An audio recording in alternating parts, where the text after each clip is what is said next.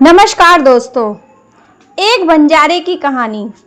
एक बंजारा अपनी पत्नी को लेकर अपने शहर से पैसे कमाने के लिए दूसरे शहर रवाना होता है। जब वे दूसरे शहर के करीब पहुंचते हैं तो उन्हें रास्ते में कुछ डाकू मिलते हैं। उन डाकुओं ने उस बंजारे और उसकी पत्नी के पास जो कुछ भी था वह सब लूट लिया और उसे भिखारी बना दिया। डाकू वहां से भाग गए, लेकिन बंजारा और उसकी पत्नी सब कुछ लूटने के बाद चिंता में पड़ गए और सोचने लगे अब क्या करें और कहां जाएं। एक अनजान शहर में दोनों का बुरा हाल हो गया, क्योंकि अनजान शहर में पैसा ही काम आता है। बंजारा अपनी सुंदर पत्नी को लेकर शहर की ओर तो चल दिया, लेकिन उसे यह चिंता सता रही थी कि अब वह क्या करेगा, क्योंकि उसके पास पैसे तो थे नहीं। वह इसी चिंता में चला जा रहा था। उसे शहर के बाहर एक फकीर दिखाई दिया। वह बंजारा अपनी पत्नी को लेकर फकीर के पास गया। फकीर को देखकर बंजारे ने सोचा क्यों ना इस फकीर को अपनी परेशानी बताऊं, शायद यह मेरी परेशानी का कोई हल निकाल दे। यह सोचकर वो फकीर के पास पहुंचा और बहुत ही विनम्र अंदाज में अपनी परेशानी बताई। उसने कहा, फकीर बाबा, डाकुओं ने हमारा सब कुछ लूट लिया। अब काम करने की बात तो बहुत दूर है, हमारे पास खाने पीने के लिए भी कुछ नहीं है। अगर आप हमारा कुछ इंतजाम कर दे तो हम आपको वापस लौटा देंगे। फकीर को उन बंजारे पर बहुत दया आई। फकीर बाबा ने कहा, मेरे बच्चे, मेरे पास तो कुछ भी नहीं है, लेकिन मैं एक ऐसे आदमी को जानता हूँ जो ज़रूरतमंदों को उधार देता है। आप दोनों उनके पास जाकर अपनी परेशानी बताओ, शायद वह तुम्हें कुछ पैसे दे दे। फकीर ने उन दोनों को सेठ के बारे में बताया और उनके पास भेज दिया। बंजारे की पत्नी इतनी सुंदर थी कि जो कोई भी उसे देखता देखता ही रह जाता। बंजारा अपनी पत्नी को लेकर सेठ के पास पहुंचा। सेठ ने जब बंजारन को देखा तो वह उस पर मोहित हो गया, लेकिन वह बंजारा इस बात से बिल्कुल बेखबर था। उसने सेठ से हाथ जोड़कर कहा, सेठ जी, मुझे कुछ पैसों की ज़रूरत है। लेकिन सेठ का एक नियम था, वो पैसे तो उधार देता था, लेकिन पहले कुछ सामान अपने पास गिरवी रखता था। सेठ ने कहा, पैसे तो मैं तुम्हें दे दूंगा, लेकिन तुम्हारे पास गिरवी रखने के लिए क्या है? अब बंजारा सोचने लगा, उसके पास तो कुछ भी नहीं था। थोड़ी देर सोचकर उसने बड़ी विनम्रता से कहा, सेठ जी, मेरे पास गिरवी रखने के लिए तो कुछ भी नहीं है। सेठ ने कहा, देखो भाई, इस तरह मैं तुम्हें एक आना भी नहीं दे सकता, यह मेरा नियम है। बंजारा फिर सोच में पड़ गया। कुछ देर बाद सोचने के बाद सेठ से कहा, सेठ जी, आप मेरी पत्नी को गिरवी रखकर मुझे कुछ पैसे दे दीजिए। मैं उन पैसों से काम करके जल्दी ही आपकी रकम ब्याज सहित लौटा दूंगा और अपनी पत्नी को ले जाऊंगा।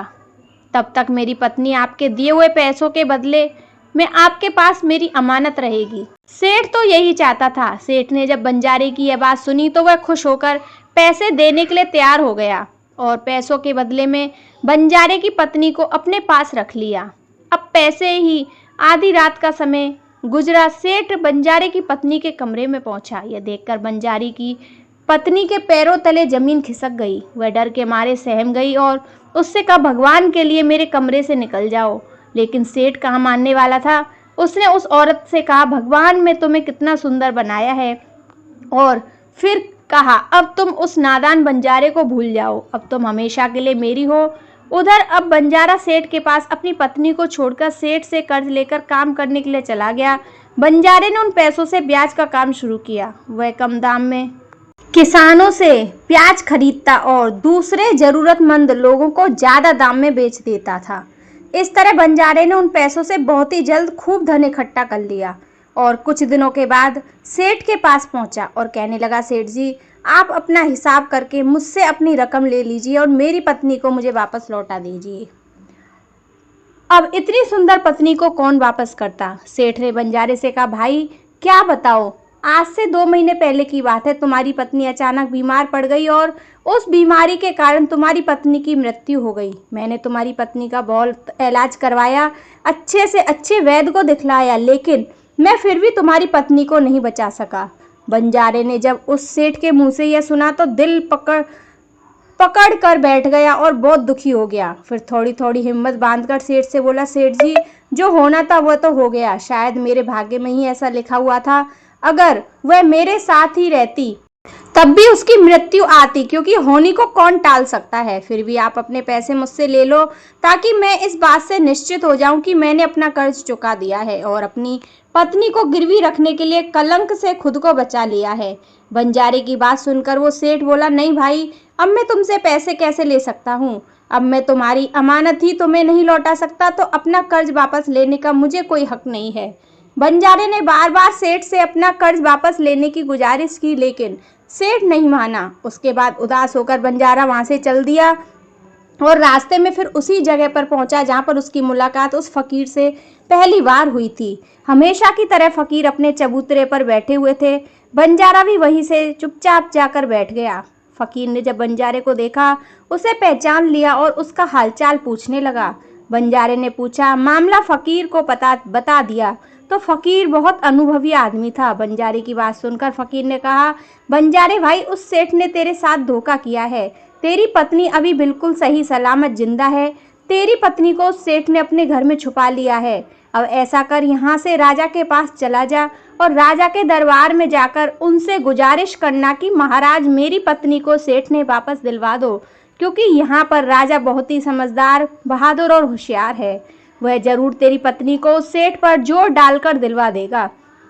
अब तो दरबार में ही तुम्हारा फैसला होगा। फकीर की बात मानकर बंजारा राजा के दरबार में पहुंच गया और राजा से न्याय मांगने लगा। महाराज, मेरी पत्नी को सेठ से मुझे दिलवा दीजिए। राजा ने सेठ को बुलाकर पूछा, क्या यह बात सच है कि यह बंजारा कुछ पैसे के बदले में अपनी पत्नी को तुम्हारे पास गिरवी रख कर गया था?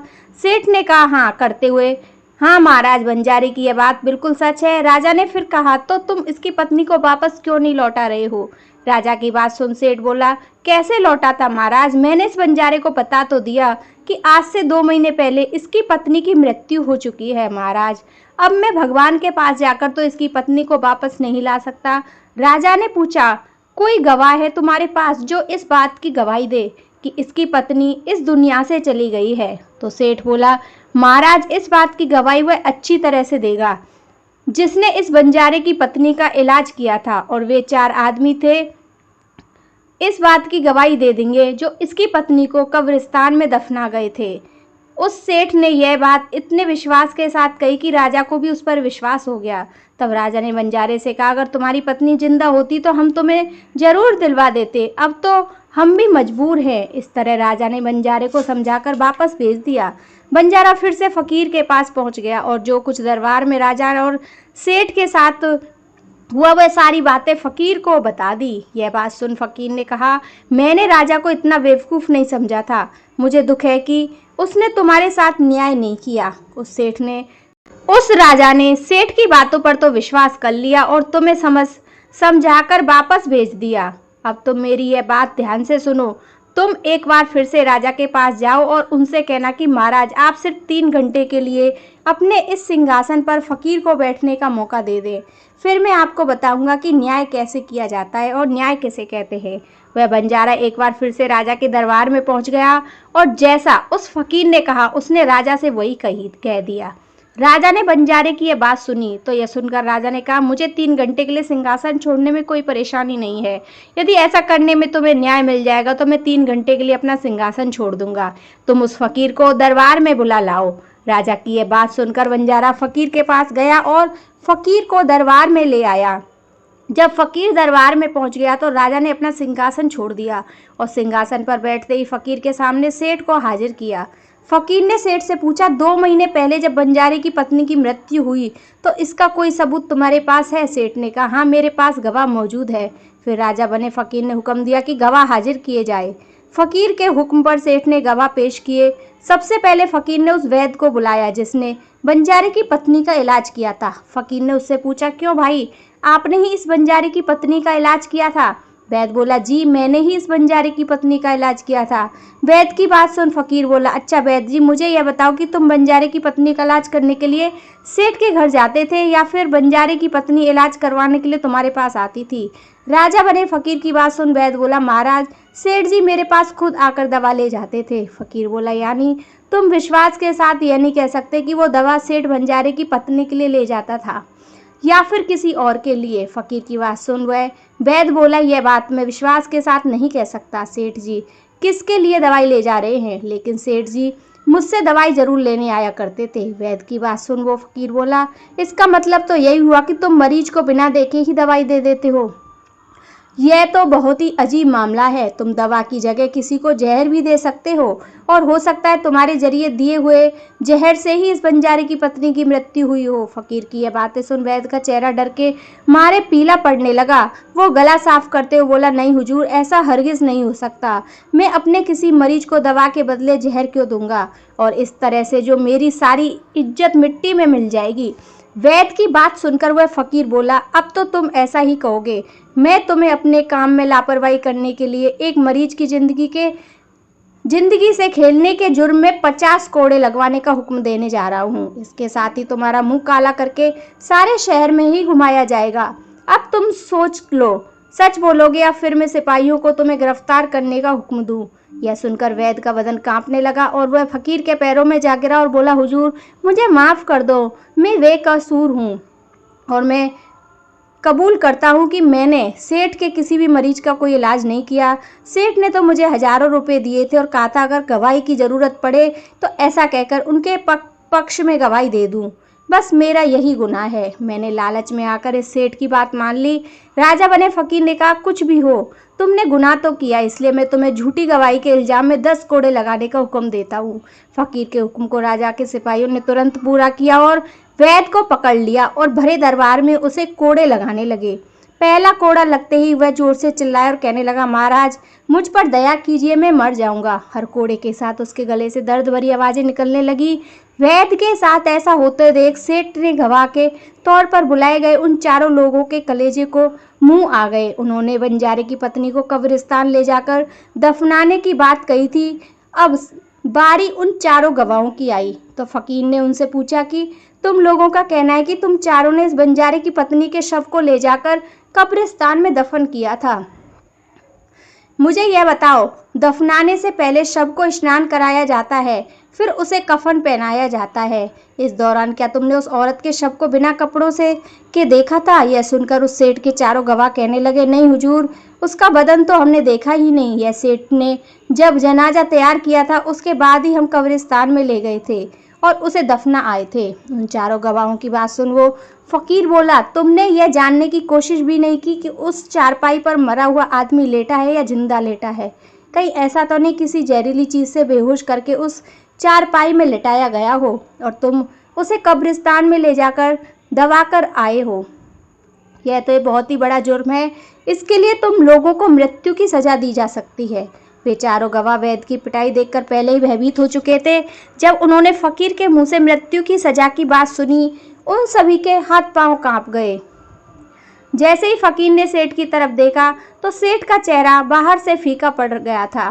फकीर ने सेठ से कहा, सेठ जी, तुम्हारे 5 गवाहों की तो पहले ही हवा निकल गई। अब तुम बताओ, किसकी मर्जी के खिलाफ किसी की पत्नी को जबरदस्ती अपने घर में रखने के जुर्म में तुम कौन सी सजा पाना पसंद करोगे? फकीर की बात सुन सेठ का चेहरा एकदम से पीला पड़ गया। उसके मुंह से बोल नहीं निकल रहे थे। राजा बने फकीर ने कहा, इससे पहले कि मैं तुम्हें 10 साल की सजा दे दूं, अभी भी वक्त है। तुम इस बंजारे की पत्नी को दरबार में हाजिर करो। राजा के डर से सेठ ने तुरंत अपने नौकरों को भेजकर बंजारे की पत्नी को दरबार में हाजिर कर दिया। फकीर ने बंजारे को उसकी पत्नी सौंप दी और सेठ को झूठी गवाही के अपराध में 5 महीने की कैद की सजा सुना दी। उन चारों गवाहों को 100 से 100 कोड़े मारने की सजा दे दी, जिन्होंने बंजारे की पत्नी का शव कब्रिस्तान में ले जाने की झूठी गवाही दी थी। यह देखकर राजा हैरान रह गया और फकीर के सामने हाथ जोड़कर बोला, फकीर बाबा, आप अनमोल हैं। आपने मुझे सिखा दिया कि न्याय कैसे किया जाता है। राजा की बात सुन फकीर बोला, महाराज, मेरी 3 बातें हमेशा याद रखना। कभी भी इन 3 जगह पर अपनी पत्नी को अकेला नहीं छोड़ना चाहिए। पहली जगह, अगर आपकी पत्नी बीमार पड़ जाए तो ऐसी हालत में कभी भी उसको बीमारी में अकेली छोड़कर नहीं जाना चाहिए, क्योंकि जब कोई आदमी किसी औरत से शादी करता है तो शादी के वक्त यह कबूल करता है कि मैं तेरे सुख दुख में तेरे साथ रहूँगा। इसलिए बीमारी की हालत में उसके साथ ही हमेशा बने रहिए और उसकी देखभाल करिए। जिस तरीके से पत्नी अपने पति की सेवा करती है, इस तरह से पति का भी हक बनता है कि ज़रूरत पड़ने पर अपनी पत्नी की सेवा करे। यह आपके गुण है और आपकी खुशहाली की जड़ है। दूसरी, अगर आपकी पत्नी पर कोई झूठा इल्ज़ाम लगाता है तो ऐसी हालत में तुम्हें उसके साथ खड़े रहना चाहिए, क्योंकि एक लड़की अपने माता-पिता का घर इसी आशा से छोड़कर आती है कि मेरा पति मुझे समझे और हर हालत में मेरा साथ दे। इसलिए दुनिया वाले उस पर कोई झूठा इल्ज़ाम लगा रहे हैं तो आपको अपने जीवन साथी के साथ खड़े रहना चाहिए। ऐसे वक्त में उसको कभी भी अकेला नहीं छोड़ना चाहिए। तीसरी जगह, कभी भी अपनी पत्नी को पराये आदमी के पास नहीं छोड़ना चाहिए, चाहे वह आपका दोस्त हो, चाहे आपका कोई रिश्तेदार हो और चाहे आपका कोई सगा भाई ही क्यों ना हो। किसी भी हालत में अपनी पत्नी को किसी पराये आदमी के साथ कभी भी अकेला नहीं छोड़ना चाहिए, क्योंकि आज के वक्त में किसी का कुछ भी नहीं पता कब और किसके साथ धोखा कर दे। इसलिए कभी भी भूलकर अपनी पत्नी को किसी पराये आदमी के साथ कभी अकेला नहीं छोड़ना चाहिए। तो दोस्तों, यह थी आज की वीडियो। अगर आज की वीडियो आपको पसंद आई हो तो लाइक करें, चैनल को सब्सक्राइब करें और घंटी के बेल आइकन को ज़रूर दबाएं। जय श्री कृष्णा, राधे राधे।